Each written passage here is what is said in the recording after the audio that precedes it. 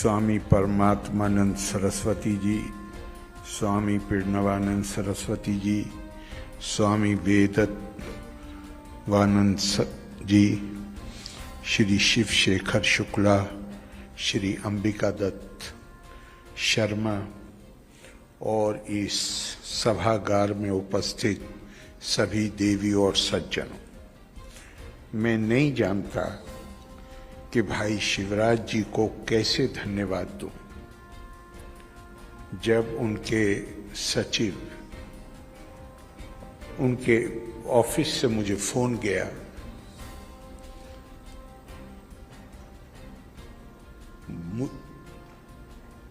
मैं उस वक्त बेंगलोर में था और कार्यक्रम 6 आज के लगे हुए थे, लेकिन ये मौका मिले कि मैं जिसका आज संबंध आदि शंकराचार्य की जन्मभूमि से है, मैं जितना मालिक का शुक्र अदा करूं वो कम है कि मुझे उस राज्य का मुखिया होने का सौभाग्य मिला है। जिस क्षेत्र ने, जिस राज्य ने भारत को, विश्व को आदि शंकराचार्य के रूप में एक दार्शनिक, एक सबको एकता के सूत्र में पिरोने वाला दिया, और उस जन्मभूमि से संबद्ध होने के कारण मेरे दिल में कैसी भावना पैदा हुई होगी जब मुझे ये निमंत्रण मिला कि मैं उस कार्यक्रम में भाग लेने जा रहा हूं जो आदि शंकर की दीक्षा भूमि है। शंकर ज्ञान की प्राप्ति के लिए गुरु को तलाश करते हुए यहां पहुंचे, और हम आपका कभी धन्यवाद नहीं आपको दे सकते शिवराज जी। जिस तरह आपने जो कल्पना की है और जो आप प्रोजेक्ट बना रहे हैं ओंकारेश्वर में,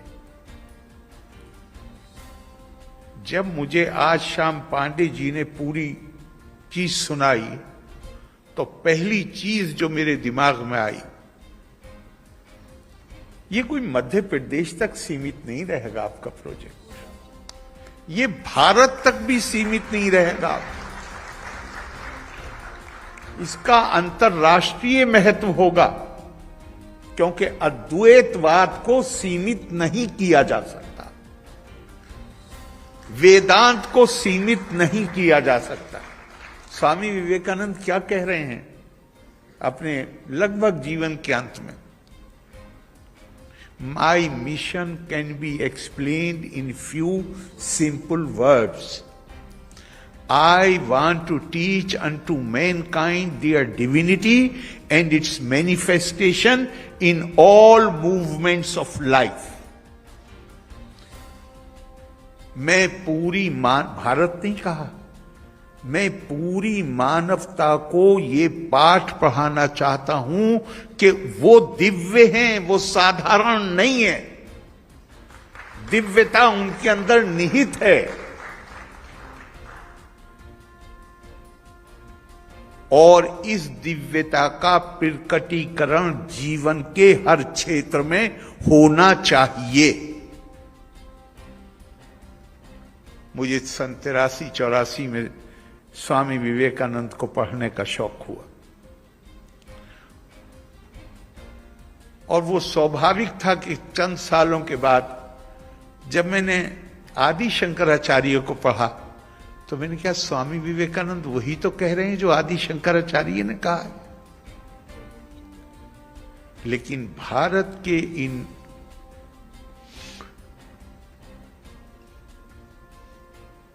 स्वयं आदि शंकराचार्य जी ने कभी ये दावा नहीं किया कि वो कोई बात अपनी तरफ से कह रहे हैं। उन्होंने सनातन के जो बुनियादी सिद्धांत हैं उनको समय गुजरते हुए, जिस तरह हमें रोजाना इसकी जरूरत होती है कि हम अपने आप को साफ सुथरा करें। दिन में 2 बार भी करते हैं।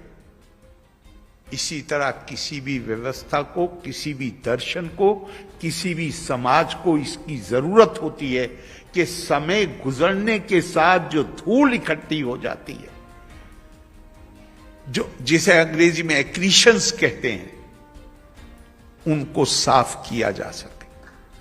अवतार के रूप में केवल भगवान राम और भगवान कृष्ण नहीं आए हैं, बल्कि इस संस्कृति पर जब भी धूल जमी है उसको हटाने के लिए आदि शंकराचार्य और स्वामी विवेकानंद भी आए।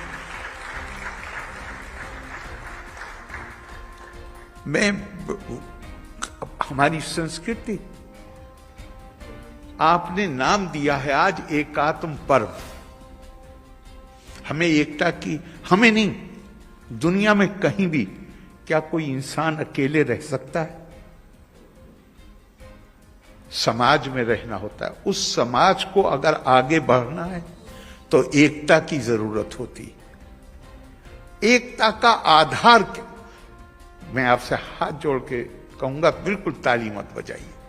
अगर बात समझ में आए तो उसकी कोशिश करिए। एकता हमारी आवश्यकता है। एकता का आधार क्या हो, हमेशा से जरूरत है। जब से मानवता सभ्यता के रास्ते पर चलना शुरू की है, उसे एकता की जरूरत है। एकता का आधार क्या हो? आप विभिन्न संस्कृतियों को और सभ्यताओं का अध्ययन कीजिए तो पता चलेगा कि उन्होंने अपने जो आरंभ काल है उसमें या तो अपने वंश, लिंग को, रेस को, अपनी त्वचा के कलर के आधार पर कहा हम एक जैसे हैं। इसके कारण हमारे अंदर एकता होनी चाहिए। किसी ने कहा हम एक भाषा बोलते हैं, इसलिए हमारी एकता होनी चाहिए। किसी ने कहा हम एक तरीके से अपनी आस्था को अभिव्यक्ति देते हैं, विश्वास एक है, इसलिए हमारी एकता होनी चाहिए। भारत में क्या हुआ? आरंभ में आज तो पूरी दुनिया उसी रास्ते पे है, लेकिन मैं सभ्यताएं जो हुई हैं उनके आरंभ काल की बात कर रहा हूं। हमारी सभ्यता, हमारी संस्कृति की शुरुआत ऋग्वेदा कहता है एकम सद विप्रा बहुधा वदंती। सच्चाई एक है, सत्य एक है।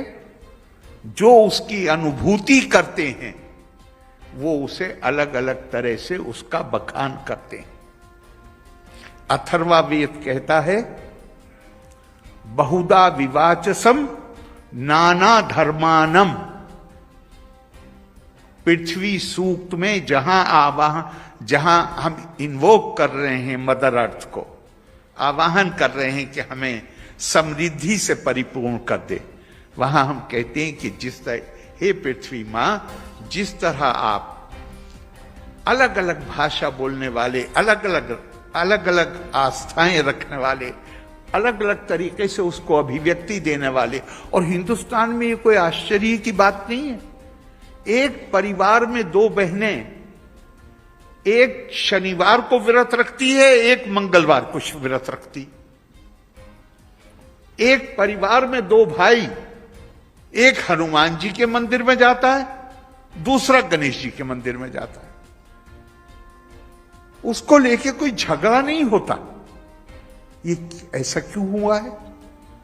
ऐसा इसलिए हुआ कि, और अभी स्वामी जी कह रहे थे, बल्कि मैं देखा हमारे माननीय मुख्यमंत्री जी का स्पीच जो वीडियो चला था,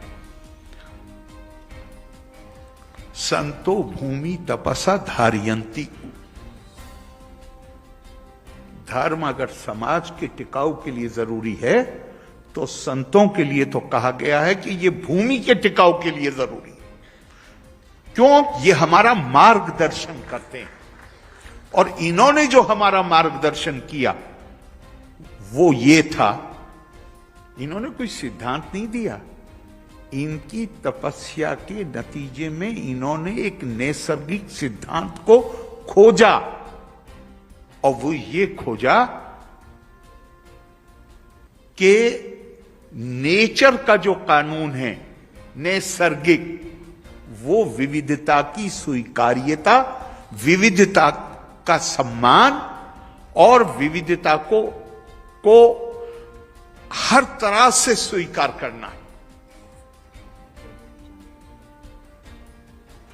और इसीलिए भारत आज तो दुनिया में पिछले हम बाज वक्त हमें ऐसा लगता है कि दुनिया जो आज हम देख रहे हैं शायद ऐसी थी। नहीं, ये दुनिया में जो डाइवर्सिटी ऑफ प्लूरलिज्म, जिसे हमारी भारतीय संस्कृति में बहुधा कहा गया है, ये भारत में इसका इतिहास 5000 साल या उससे भी पुराना है। लेकिन दुनिया में ने अपनी जरूरत के तहत इसको पिछले 100-150 साल के अंदर स्वीकार करना शुरू किया। अब वहां पे जिस तरह हमें गर्व है अपनी संस्कृति पर, अपनी संस्कृति के जो सनातन सिद्धांत हैं उन पर गर्व है, यहां पर थोड़ी शर्म आती है। शर्म इसलिए आती है कि हम दुनिया को नहीं बता सके कि हमारे ऋषियों ने ये चीजें आज से हजारों साल पहले कही थी। भारत भूमि ये ज्ञान का केंद्र रही है। स्वामी विवेकानंद तो कहते हैं कि मानव जीवन का उद्देश्य ही ज्ञान की प्राप्ति है। लेकिन हमारे यहां हमने अपने ही लोगों को ज्ञान से वंचित कर दिया, उस गलती का एहसास हुआ। आज हम उससे बहुत आगे बढ़ चुके हैं। लेकिन वो ज्ञान क्या है? वो ज्ञान है कि जहां, अगर मैं स्वामी विवेकानंद के शब्द प्रयोग करूं तो उन्होंने अंग्रेजी में कहा है, मैं उसका फिर अनुवाद करता हूं। उन्होंने कहा कि knowledge is to find unity amidst diversity. बहुधा के बीच में एकता को ढूंढ लेना, यही ज्ञान है। और ये ज्ञान हम जितना पढ़ते हैं तो मुझे बाज वक्त में महसूस करता हूं कि दुनिया में अकेली संस्कृति है जिसने मानवता का दिव्यकरण किया और देवों का मानवीयकरण किया। मनुर्भव जनिया दैवीयम जन्म। जितने अच्छे इंसान पैदा करोगे उसके नतीजे में दिव्यता पैदा होगी। और ये हम भूल चुके थे इसको। जगत गुरु आदि शंकराचार्य ने, हम आमतौर से बात करते हैं कि उन्होंने मठ तो उन्होंने ज्यादा बनाए हैं, चूंकि मैं अभी नहीं, 4 प्रमुख हैं, लेकिन अभी त्रिशूर में ही अकेले 3 मठ हैं जो उन्हीं के आशीर्वाद से बने थे, लेकिन 4 प्रमुख हैं। और हम कहते हैं कि देश के चारों हिस्सों में उन्होंने कायम करके और एकता कायम कर दी। उससे भी ज्यादा महत्वपूर्ण बात है, उन्होंने चारों वेदों से एक एक महावाक्य लेके उन चारों मठों को दिया। चारों अलग वेदों से वो 4 महावाक्य आते हैं, लेकिन सबका उद्देश्य एक, अहम ब्रह्मास्मि तत्त्वमसि, प्रज्ञानम ब्रह्मा, अयम आत्मा ब्रह्मा। हर किसी में एक ही संदेश देने की कोशिश की है कि तुम अपने आप को साधारण मत समझो, तुम्हारे अंदर जो क्षमता है, जो पोटेंशियल है, वो दिव्यता का है। और उस दिव्यता का प्रकटीकरण करने में अगर तुम कामयाब हो जाते हो तो तुम तो असीमित हो जाते हो। फिर मुझे अभी ये हमारी बच्ची गायत्री और राहुल, मैं समझता हूं बहुत सारे लोग ऐसे होंगे, मैं भी उनमें से हूं, जिनको जो हर उन्होंने लाइनें पढ़ी वो पूरी तरह समझ में नहीं आई, लेकिन आपने महसूस किया होगा कि वो लाइन समझ में नहीं आई, लेकिन पूरे शरीर में एक सिहरन सी पैदा हो जाती है। वो क्या चीज है? इतनी कम उम्री में मध्य प्रदेश पहुंचते हैं और जिस गुरु को ढूंढते हुए आ रहे हैं वो गुरु ही मिल जाते हैं, और वो कहीं पूछ लेते हैं तुम कौन हो, तो जो निर्वाण शतकम, मतलब समझ में आए या ना आए, इसे कि समझ में तो इतना आसान नहीं होता है, उसे तो बार बार पढ़िए, बार बार पढ़िए तो उसके अंदर तो अर्थ के अंदर अर्थ नजर आता है।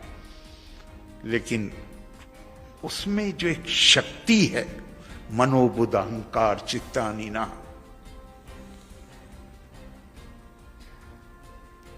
जो चिदानंद रूपा शिवोहम शिवोहम छयों के छयों में आता है वो आखिर, तो वो बुनियादी तौर पे एक संदेश है ये बताने के लिए कि तुम्हारे अंदर असीमित संभावनाएं हैं, अपने आप को कम करके मत देखो। और मुझे वो बड़ा रोचक प्रसंग लगता है कि जहां बनारस में सुबह को स्नान करके आ रहे थे आदि शंकराचार्य। जो लोग बनारस गए उन्होंने देखा होगा कि बनारस में गलियां थोड़ी संकरी हैं, अब तो बेहतर हो रही हैं। उन्होंने इस स्नान के बाद आ रहे थे तो सामने एक वहां पर एक कम्युनिटी होती है जो अंतिम क्रियाक्रम करते हैं, उनको चंडाल कहते हैं। वो एक चंडाल अपने 5 कुत्तों के साथ खड़े हुए। तो हमारी बहुत सी बातें हम करते हैं फैसला करके नहीं, आदत की जो हमारी संस्कार हैं, हमारी आदतें हैं, उसके प्रभाव में। मानिए आप सड़क पे जा रहे हैं, गाड़ी चलाते हुए एकदम से कोई सामने आ जाए तो आप फैसला करके ब्रेक नहीं लगाते हैं, इंस्टिंक्टिवली ब्रेक लगाते हैं गाड़ी में। तो इसी तरह आदि शंकराचार्य ने कह दिया उनसे चंडाल से कि ये सोच के कि शायद ये सोचा होगा कि मैं नहा के आ रहा हूं, गली बहुत पतली है, कहीं छू ना जाऊं, और कह दिया कि गच्छामी यहां से अपने आप को हटाओ, थोड़ा अलग को हो जाओ। वो भी बनारस का चंडाल था, उसने पलट के कहा शरीर हटाऊं कि आत्मा हटाऊं?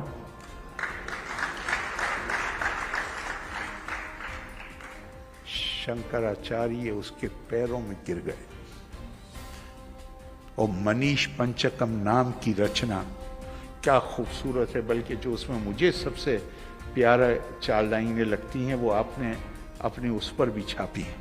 ब्रह्मे वाहा मिदम सर्वम जगत सकलम चिन्मात्र विस्तारितम सर्वम चैतद विद्याया तिर्गुणाया शेषा मया कल्पित इत्थम यस्ये दृढ़ा मति सुक्तरे नित्या परे निर्मले चंडालोस्तु द्विजोस्तु गुरु रितेशा मनीषा मम। जो ये जान गया, जिसके ने अपने अंदर ये क्षमता पैदा कर ली कि वो सारी सृष्टि को और सब लोगों को एक नजर से देख सके, अपनाइयत, एकात्म एकता पैदा होती है अपनाइयत से। अपनाइयत का आधार हम ढूंढते हैं, हमारा परिवार है, हमारी जाति है, हमारे साथ पढ़ा हुआ है, या कोई ढूंढते हैं। जगत गुरु का संदेश है कि अपनाइयत का आधार आत्मा है। हर वो जिसके अंदर आत्मा है वो हमारा अपना है। उससे जानवर और पेड़ों को भी बाहर नहीं किया जा सकता।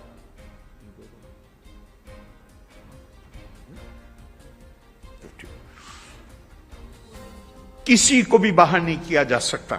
बल्कि मैं देख रहा था कि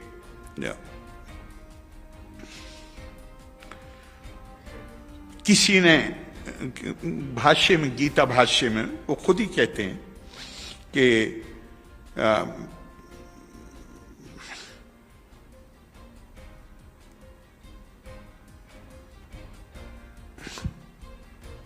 मोक्ष का अधिकारी कौन है?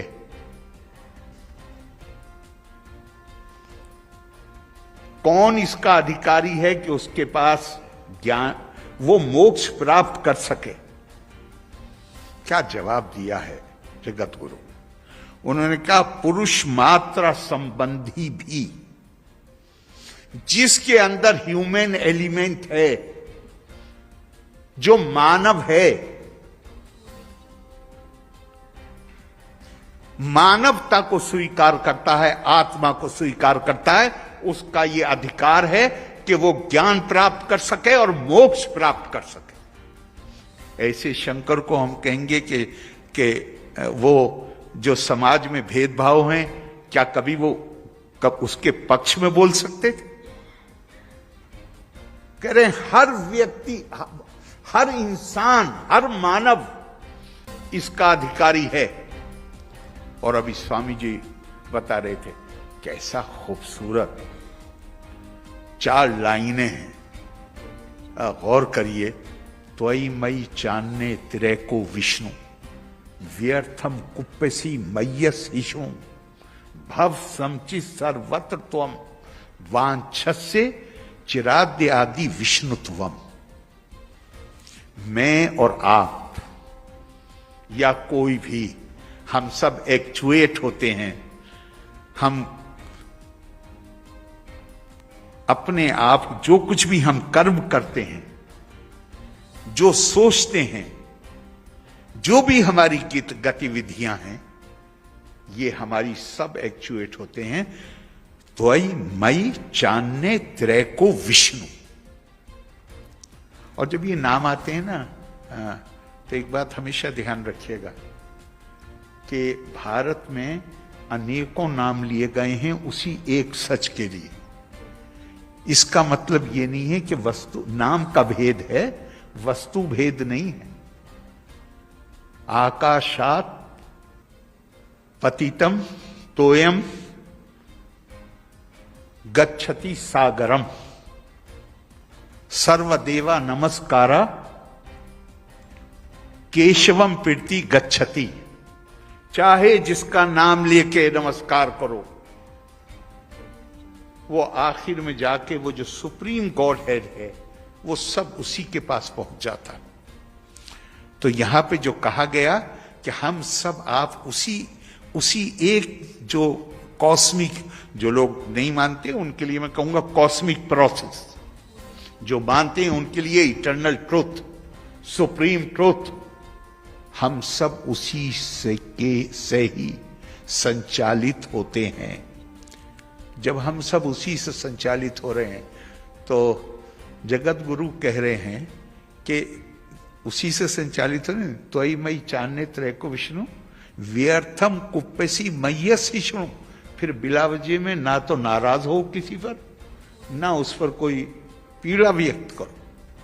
अगर चाहते हो, विष्णुत्वम को प्राप्त करना चाहते हो, अपने उस देवीय तत्व को बाहर लाना चाहते हो, तो सबको एक ही नजर से देखने की कोशिश करो। आप माननीय मुख्यमंत्री जी, आप इस संदेश को, आपने बहुत बड़ा काम हाथ में लिया है कि आप इस संदेश को संस्थाओं के माध्यम से, और बल्कि एक और इसमें और मैं जोड़ दूं, अभी आदि गुरु शंकराचार्य ही कह सकते हैं। और मैं समझता हूं, मुझे पता नहीं शिवराज जी ने पढ़ा है या नहीं पढ़ा है, लेकिन जिस तरह ये भाषण कर रहे थे, मुझे लगा कि ये पूरी भावना आपके अंदर मौजूद है। जिस तरह से मैंने आपको भी भाषण करते हुए सुना है। जगत गुरु कहते हैं, राज्यम नरेंद्र से भटस्य खेटका, तयोर पोहे न भटो न राजा। जो शासक है और जो दरवाजे पे गार्ड खड़ा हुआ है, सिर्फ उपाधि का फर्क है और यूनिफॉर्म का फर्क है। उसको निकाल दो, उपाधि को हटा दो और यूनिफॉर्म को हटा दो, दोनों के अंदर कोई अंतर नहीं है।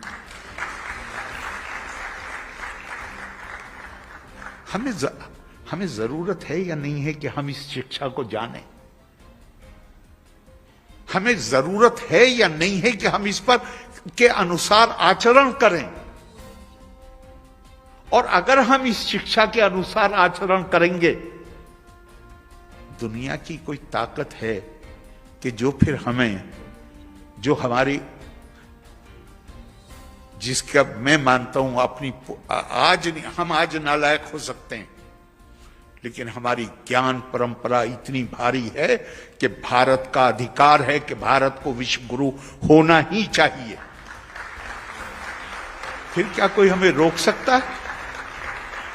फिर कोई नहीं रोक सकता है। लेकिन वो कभी कैसे होगा? वो भी ऐसे होगा कि हमारे ऋषियों ने कल्पना, उनकी कल्पना क्या थी? विश्व गुरु का क्या मतलब है? आप 10वीं 11वीं सदी के, अभी यूरोप में रेनेसा नहीं शुरू हुआ, आप जो अरब इतिहासकार हैं उन्हें पढ़िए।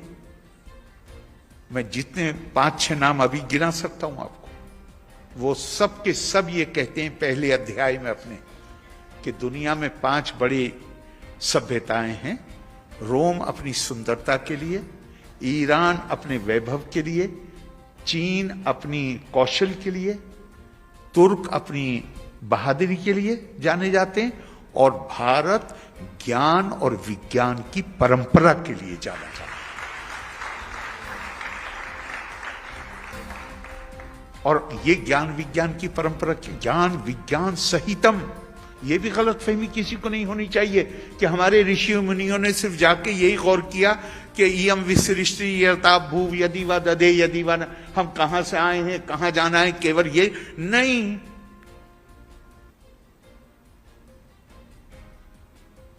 एस्ट्रोलॉजी की वो किताबें हैं, एस्ट्रोनॉमी की मैंने गलत शब्द प्रयोग किया, जैसे सूर्य सिद्धांत, जिनकी बुनियाद पे पूरी दुनिया ने स्पेस की रिसर्च की, वो भी हमारे इन्हीं ऋषियों की लिखी हुई। तो उन्होंने क्या कल्पना थी उनकी कल्पना थी, विश्व गुरु की जो कल्पना है, उनकी कल्पना थी, एतद् देशा परशु तस्या सकाशाद अग्रज अन्मना स्वम स्वम चरित्रम शिक्षेरम पृथ्वीयम सर्वम आनव। भारत की जो उन्होंने कल्पना, भारत क्या होगा?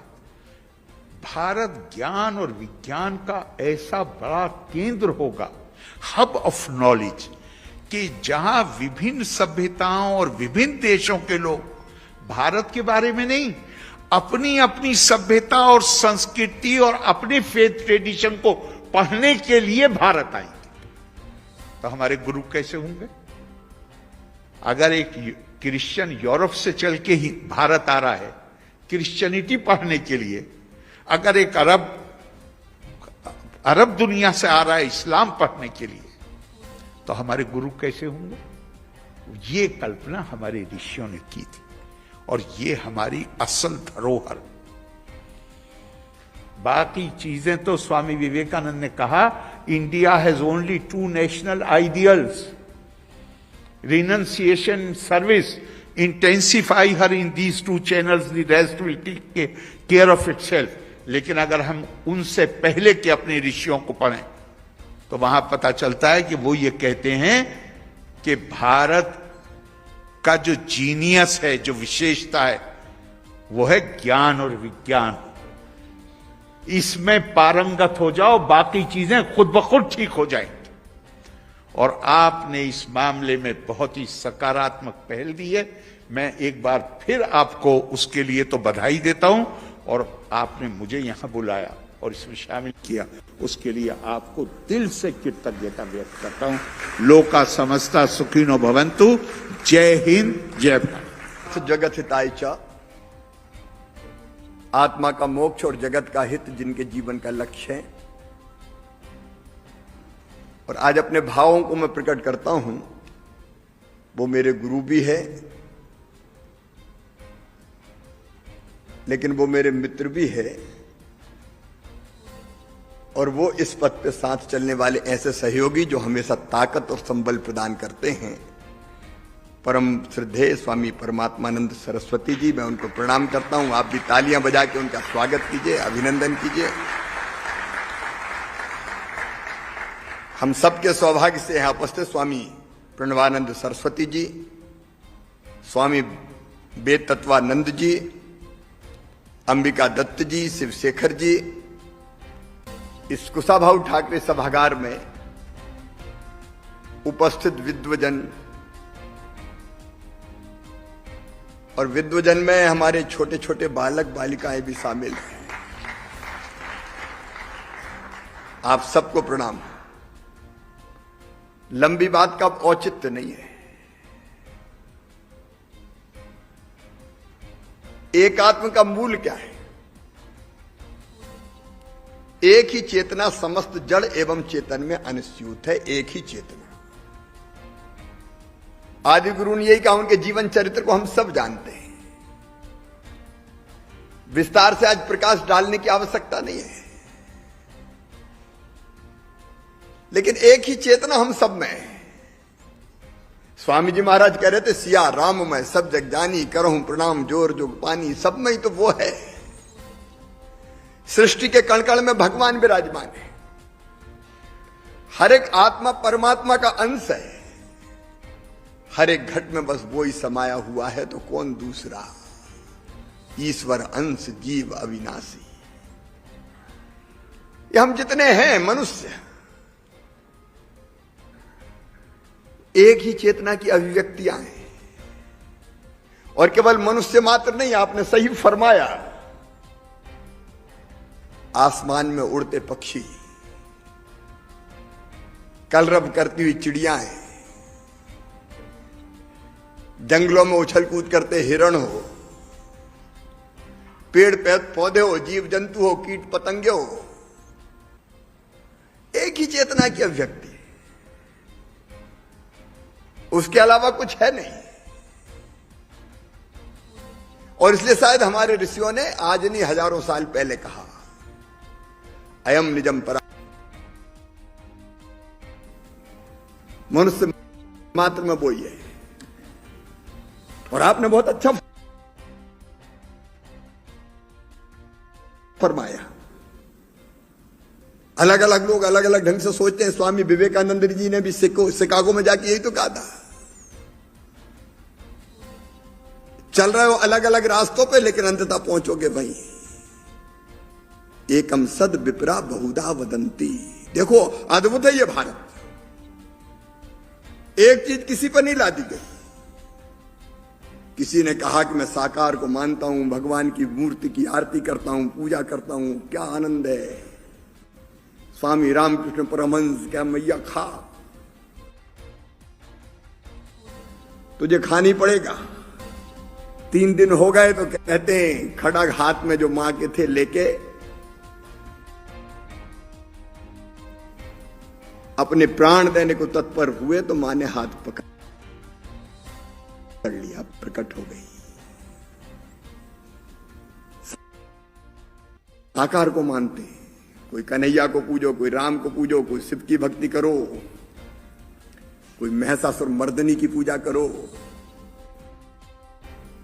कोई गणेश जी की पूजा करो। लेकिन कई लोग इस धरती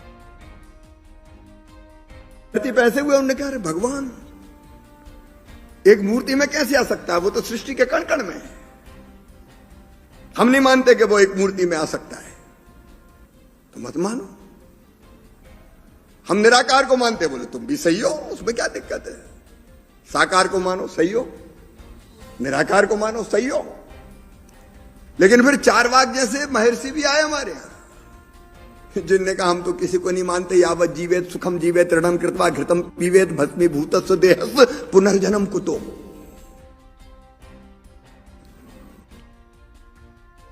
उन्हें कहा जब तक जियो सुख से जियो, उधार लेके भी घी पियो।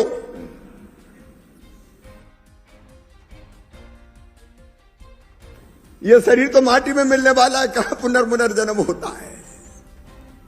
ईसा की तरह सूली पे नहीं लटकाया, उन्हें भी कहा वाह क्या दर्शन दिया है, ये भी महर्षि हैं। ये भारत है, एकम सत विप्रा बहुधा वदंती। क्या धरती है ये, क्या देश है ये, क्या विचार है ये, एक ही चेतना सब में। इसलिए भारत ने आप जरा सोच के देखिए,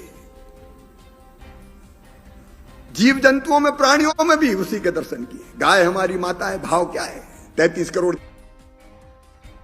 देवताओं का वास है, पशु नहीं है, गौ माता। हमारे यहां 10 अवतार जो माने गए, उनमें से 4 अवतार 12 अवतार मत्स्य अवतार कूर्म अवतार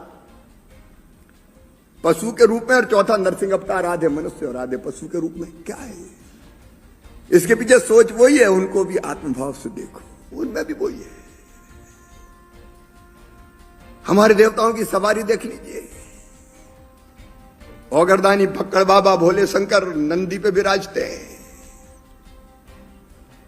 तो मैया दुर्गा सिंह की सवारी करती है। भगवान विष्णु को अगर कोई पुकारता है तो गरुड़ की सवारी करते हुए आते हैं, और गणेश जी चाहिए तो मूसे की सवारी, कार्तिकेय का मयूर। आप अलग अलग देखिए क्या है ये कन्या, उनमें भी वही चेतना है, मैं ये मानता हूं। और केवल इतना नहीं, हमने पेड़ बदल सकता परिवर्तन। अप्रैल के महीना में 45-47 डिग्री सेंटीग्रेड तापमान, ये क्यों हो रहा है? क्योंकि तुमने उनको अपना नहीं माना, उनके ही विनाश कर दिया। उन पेड़ों में भी तो वही है। इसलिए पेड़ों की पूजा, नदियों की पूजा, नदी केवल जलवाहकाएं नहीं है हमारे लिए। गंगा सिंधु कावेरी यमुना च सरस्वती रेवा महानदी गोदा ब्रह्मपुत्र पुनात्मान, ये पवित्र माताएं हैं हमारी। जय हो गंगा मैया, हर हर नर्मदे। दुनिया के किसी देश में तो सुनने नहीं मिलता। उनको मां मान के पूजा है। उनमें भी वो ये नदियों पर्वत पहाड़ों में, ग्रह नक्षत्र तारों में, सूरज में, चंद्रमा में, एक वही तो है, उसी की सत्ता है। सूर्य देवताभ्याम नमः, अर्घ चढ़ाओ, सूरज से बिजली बनाओ, चंदा को मामा मानो। ये कौन की कल्पना है? इसी देश की कल्पना है। नवग्रह पूजा, ब्रह्मा मुरारी स्त्रिपुरांतकारी, ये कौन ने किए? उनमें भी तो वही है। ग्रह नक्षत्र तारों में, नदियों पर्वत पहाड़ों में, जहां देखो उसी की सत्ता है। और जब यह भाव दृढ़मूल हो जाता है कि सब में वो है और मुझ में भी वो ही है, तो सब मेरे हैं, मैं सबका हूं। कौन सा भेदभाव? ना जाति के आधार पर, ना पंथ के आधार पर, न रंग के आधार पर, न भाषा के आधार पर, फिर कोई भेद नहीं बचता। इसको अगर और सरल शब्दों में समझाऊं 2 मिनट में, तो ये चेतना के स्तर विकसित होते रहते हैं। आप देखिए बचपन में छोटा सा बच्चा, वो अपने खेलने का सामान अगर कोई रहता है, खिलौना, तो भाई को भी नहीं देता। भाई छुड़ाता तो लड़ता है, मारपीटी हो जाती है, रोता है, छुड़ा देता है। लेकिन जब उसकी और चेतना विकसित होती है तो उसको पता चलता है ये मेरा भाई है, भाई का सुख मेरा सुख, बहन का सुख मेरा सुख, इसका दुख मेरा दुख। और भाई को अगर कोई भला बुरा कर दे तो वो लड़ने तैयार हो जाता है, क्योंकि उसको लगता है ये मेरा है। और चेतना विकसित होती है तो उसको लगता है ये गांव मेरा है। गांव में कोई मुसीबत पे आता है तो उसकी सेवा करने दौड़ पड़ता है। गांव में आज भी आप परंपराएं देखिए, बेटी की शादी अगर गांव में होती है, बारात आती है तो वो एक घर की परिवार की बारात नहीं होती, वो सारे गांव की बारात होती है। पूरा गांव उसके स्वागत में पलक पौड़े बिछा देता है। और बेटी आज भी जब गांव में विदा होती तो हर आंख से आंसू टपकता है। गांव का सुख मेरा सुख, गांव का दुख मेरा दुख। और चेतना विकसित होती है तो गांव से और आगे बढ़ता है मेरा प्रदेश। कहीं कोई संकट आए तो दौड़ पड़ते हैं लोग, आग लग गई बुझाने दौड़ो, भूकंप आ गया मदद के लिए दौड़ो। और चेतना विकसित होती तो मेरा देश, देश पे संकट के बादल छाए तो पूरा देश एक साथ उठ के खड़ा हो जाए। कहीं युद्ध के बादल छाते हैं तो पता चला कि वीर जवान जा रहे हैं तो तिलक लगाओ, स्वागत करो, उत्साह बढ़ाओ, पूरा देश एक हो जाता है। लेकिन और चेतना विकसित होती है तो फिर लगता है कि नहीं नहीं, सारा संसार ही अपने है। दुनिया के किसी भी हिस्से में कष्ट और संकट हो, पीड़ित मानवता की सेवा के लिए दौड़ पड़ते हैं। लेकिन यहीं तक सीमित नहीं, और चेतना विकसित होती तो लगता है ये पशु पक्षी क्या है, कोई गाय को डंडा मारे सहन होता है कई बार। अब वो स्वामी रामकृष्ण परमहंस का वो कथा मैंने पढ़ी थी, ध्यानस्थ थे, ध्यान लगा के बैठे थे, अचानक एक व्यक्ति गाय को डंडा मारते हुए जा रहा था। तंद्रा भंग हो गई, ध्यान टूट गया, देखा गाय की पीठ पे डंडा पड़ रहा है। गाय की पीठ पे डंडा पड़ा है तो चिल्लाए रामकृष्ण परमहंस, दुष्ट मत मार मुझे, दुष्ट मत मार मुझे। आश्चर्यचकित रह गया वो व्यक्ति कि मैं, तुम पागल हो क्या, मैं तुम्हें मार रहा हूं, मैं तो गाय को मार रहा हूं। तो कहते रामकृष्ण परमहंस ने अपने शरीर पे जो चादर थी वो अलग फेंक दी और कहा कि देख। और उसने देखा कि लाठी मारी थी तो गाय को, लेकिन उसके निशान स्वामी रामकृष्ण परमहंस की पीठ पर उभर के आए थे। एकात्म हो गए। चेतना के स्तर जैसे जैसे विकसित होते उसको लगता है कि ये मैं ही हूं, और विकसित होते होते वो इस स्तर पे पहुंच जाता है जब उसको लगता है सब में वो ही है, मुझ में भी वो ही है, तो मैं तुम हो, तुम मैं हूं। और फिर अचानक वो सत्य को जान लेता और कह उठता है सो अहम, अरे मैं तो वही हूं, अहम ब्रह्मास्मि तत्वमसि। सचमुच में अद्भुत है। आप इसकी यात्रा करके तो देखिए। और जो इस सत्य को जान लेता है फिर उसको कुछ जानना शेष नहीं रह जाता, सारी उथल पुथल शांत हो जाती है, सारा द्वैत मिट जाता है। अद्वैत, दूसरा कुछ है ही नहीं। मैं सब में हूं, सब मुझ में, और मैं मतलब वो ही, तो मैं वो ही हूं, सब भी वो ही है। मैं सचमुच में ये कहता हूं कि भौतिकता की अग्नि में दग्ध विश्व मानवता को शाश्वत शांति के पथ का दिग्दर्शन अगर कोई कराएगा तो यही अद्वैत वेदांत कराएगा, एकात्म दर्शन कराएगा। ये मेरा अपना विश्वास है। आज नहीं तो कल ये होना ही है। आदि गुरु यही रास्ता तो हमें दिखा के गए। और इसलिए विनम्र प्रयास है, सांस्कृतिक एकता न्यास, अद्वैत वेदांत संस्थान। कई को लगता होगा कि मुख्यमंत्री पागल हो गया कि जब देखो तब साधु संतों के साथ बैठ के सांस्कृतिक एकता न्यास। हमने एक आत्म यात्रा उस समय निकाली स्वामी जी, गांव के गांव उमड़ पड़े थे, गांव गांव की मिट्टी कलश में भर भर के लोग लेके आए। ये आदि गुरु की प्रतिमा लगेगी, हमारे गांव की मिट्टी लेके आओ। वो कलश भरे अभी रखे हुए हैं। बीच में साल सवा साल का कालखंड आया तो मैं कोई आलोचना प्रत्यालोचना की बात नहीं कर रहा। मैंने तब भी बहुत प्रयास किया, उनसे कहा उस सरकार से कि सब कुछ रोक देना, इस प्रोजेक्ट को मत रोकना, ये सरकारों के आने जाने के साथ समाप्त नहीं है। और अब वो शुभ दिन आए हैं कि उस प्रोजेक्ट पर तेजी से काम प्रारंभ हुआ है।